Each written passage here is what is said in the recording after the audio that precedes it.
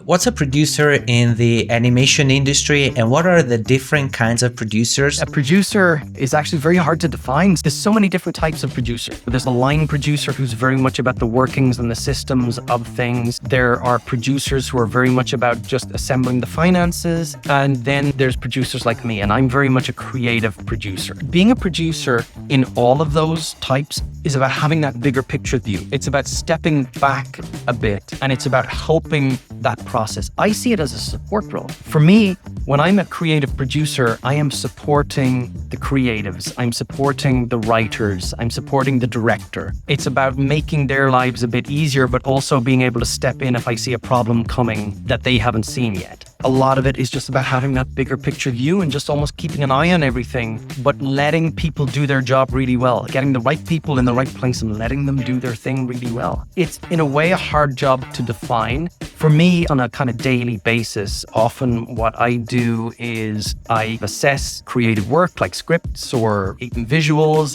give advice on those, or I just say, carry on, this is going great. I give a lot of story notes. I've been a script editor as well as part of my career, so that carries into being a creative producer as well. But then going to the markets and pitching and being part of actually putting together the financing as well. It's a wide role, hard to pin down sometimes, and some weeks my job is completely different to other weeks.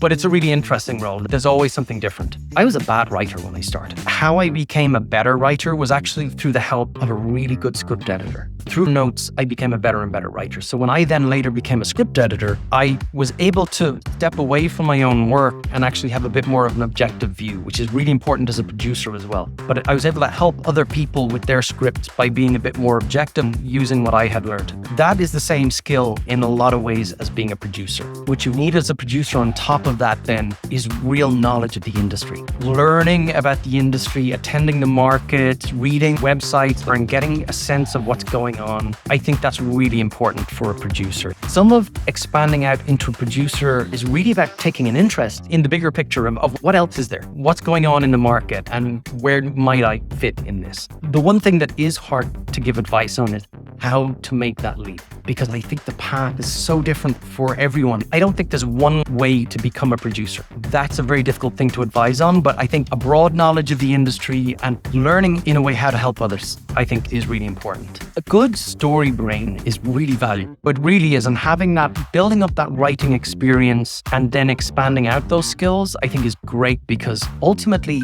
everything we do comes down to story. That's where writers are just at the heart of this. And if you're a writer and something else, then that's your kind of way to be a producer in a way. It's really when you just expand out those skills. And my path was particularly crazy, but it was in building up those different skills that gave me the producer role. It was the fact that I had a bit of different things, as well as having been a writer. It's expanding out those skills. Keep honing your storytelling skills and learn about the industry by clicking on this video. I'm Pietro, and I'll see you there.